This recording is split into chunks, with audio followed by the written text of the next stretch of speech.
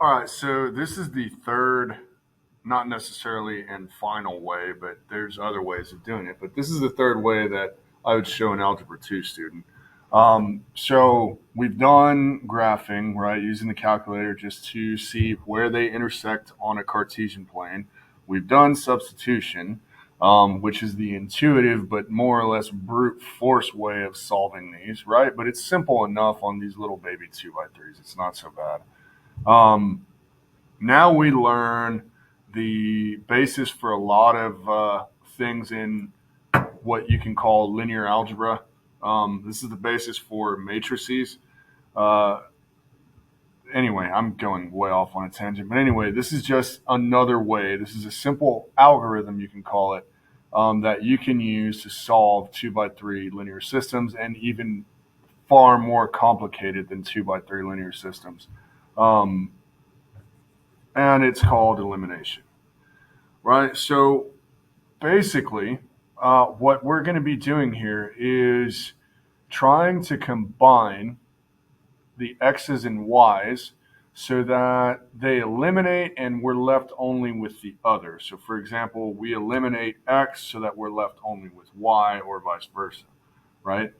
So, if you remember when we were doing substitution, the point of substitution was what? So that we didn't have a function of two variables, right? We had a function just of one, right? So same idea here. Okay, so here we've got a system, right? Little baby 2x3, not a big deal. Um, but we're not going to use substitution, right? And I mean, when we look at these numbers, we see that we couldn't do substitution even if we wanted to, right? If I wanted to get this negative 2x by itself, that's cool and everything, but this is not divisible by negative 2, and nor is this, right? Likewise with y, they have nothing in common. So substitution is out the window unless you're okay with dealing with fractions, in which case, have fun. So we're going to use elimination, and all it really is combining the systems, right? So what do I mean by that? Well, say I took this system and I combined it with this one, right? Because if you look here, if I add this negative 3y to this positive 3y, those two would go away, quote unquote, into a zero, right? And I would be left only with x, okay? So let's look at what that looks like. So negative 2x minus 3y equals 5. Negative 5x plus 3y equals negative 40. Another thing I should bring up before I carry on any further, it's pretty convenient that this example is already, standard form, ax plus by equals c. Okay, that's not always the case. If you're going to do elimination, we must be in standard form. Okay, you don't necessarily have to. You just have to have the variables in the same order, but it's just a nice go. It's just a nice go-to, right, to keep things organized. Anyway, going off on a lot of tangents. So if I go ahead and combine down, so this becomes negative 35. This eliminates to 0, right? And this goes to negative 7x plus 0, right? So now I just have negative 7x. I don't need to say plus 0. That's redundant. Equals negative 35. Divide on both sides by negative 7, and we get that x is equal to positive 5.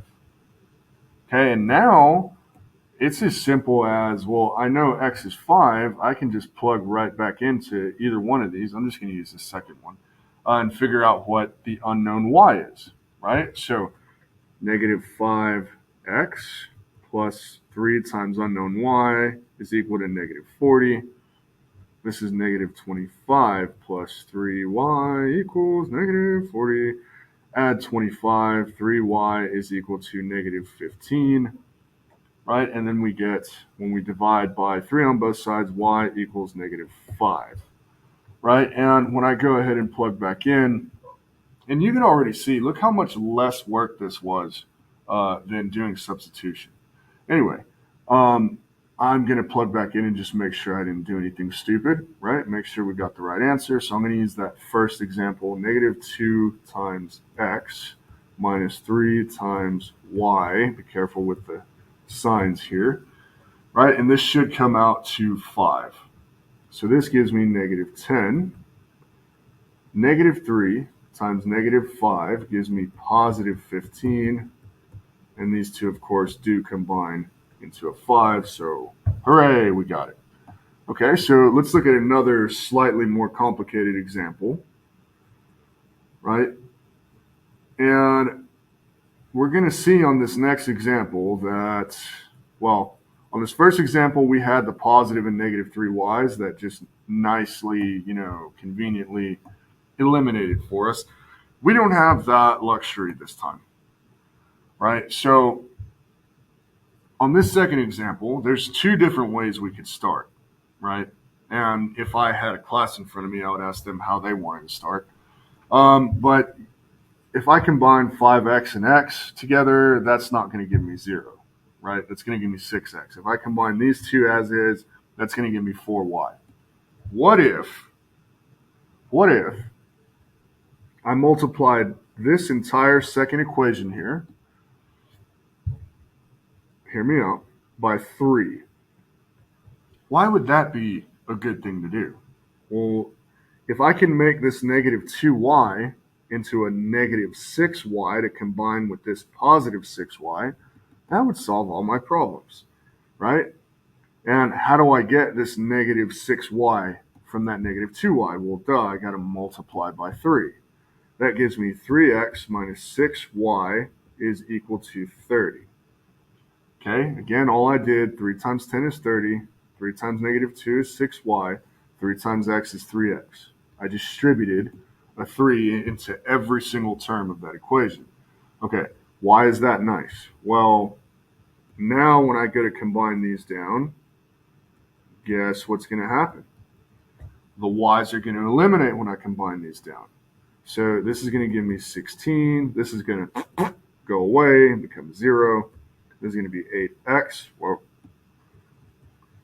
right? I now have 8x equals 16. Divide by 8 on both sides. X is 2. So I'm going to put this over to the side here. And I know x is 2, so I'm just going to sub that in over here. So 5 times x plus 6y equals negative 14. That gives me 10 plus 6y equals negative 14. Subtract 10 on both sides. 6y is equal to negative 24. Divide by 6. Y is equal to negative 4. And then we just check our work. Make sure we didn't do anything dumb. X minus 2 times y should be equal to 10. Negative 2, negative 4 gives me an 8, positive. And we know 2 plus 8 is in fact equal to 10. Hooray, we got it. Okay, let's do one more example. Just because these examples can go faster, I might as well do a third one. Unlike substitution, that kind of takes freaking forever. Okay, so this third example, again, we have a choice. So I've already eliminated y on the two previous examples. I don't want you to leave this. I guess you can't leave this video, but I don't want you to stop watching this video thinking you always have to eliminate y. So we're going to eliminate x this time. And I mean, when you look at it, it kind of looks like that's the most convenient way to do anything anyway. Okay, so there's a lot of ways to go about this, but the most straightforward way, especially to someone that's learning, is to get this and this to have the same coefficients, right? That's the ultimate goal of elimination. Get them to have the same coefficients with opposite signs. Well, right now they have the same signs. Okay, so I need to change this negative x to a positive x. So that means I'm going to multiply by some negative number, negative. And I want to change this negative 1 into a 3 so that I get a positive 3x to cancel with this minus 3x. Okay, so I'm going to multiply by negative 3. And the reason for that would be this becomes a positive 3x, a positive 15y, and is equal to, oh crud, that'd be 30 plus 21, 51, so positive 51. Okay, and always, always, always, it's so easy to mess up these signs. Always make sure A, you stay organized, and B, you keep track of signs. So negative times a negative is a positive, times a negative is a positive, positive. And there I have it, 3 positives. Now I'm just going to overlay this OG here. Right? So now I combine down. Man, I'm just getting ahead of myself. So this is going to be 72 is equal to 18y. And these two will combine into nothing.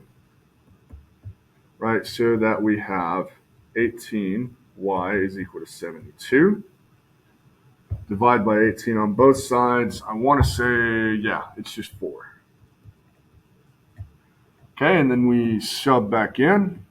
So I'm going to take this 4 and plug it in for y over here.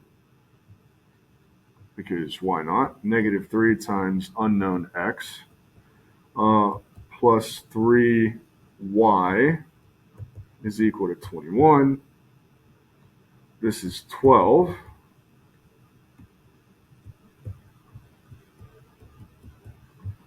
Subtract 12 from both sides and divide by negative 3 on both sides, and we get that x is negative 3. And then we just plug in to make sure we didn't do anything stupid. So I'm going to use this equation here, smaller numbers kind of.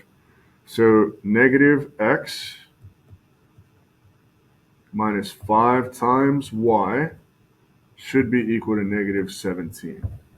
So negative times negative, well, that's just positive 3 minus 20 is equal to negative 17. 3 minus 20 is, in fact, equal to negative 17, and we've got it. So that does it for this video. On elimination, this video did run longer than I thought. But anyway, at over 12 minutes, I can't stress enough how important it is to understand elimination because of A, how much simpler it is, and B, the implications that it has later on in something called matrices that you'll learn about later. And real quick, the whole point of elimination, again, is you're trying to get the coefficients of what you're trying to eliminate. You're trying to get the coefficients to match and have opposite signs, just like what we see right here. We have matching coefficients and opposite signs. That means they'll eliminate, right? Same thing happened over here. Same thing happened in the previous example, right? That's all this comes down to. And then you get one variable, you know what it is, and then you just substitute back into one of the OG equations to get the second variable, and then you've got it. Okay, so if you have any questions over this, shoot me an email. Otherwise, you know where to find me. Goodbye.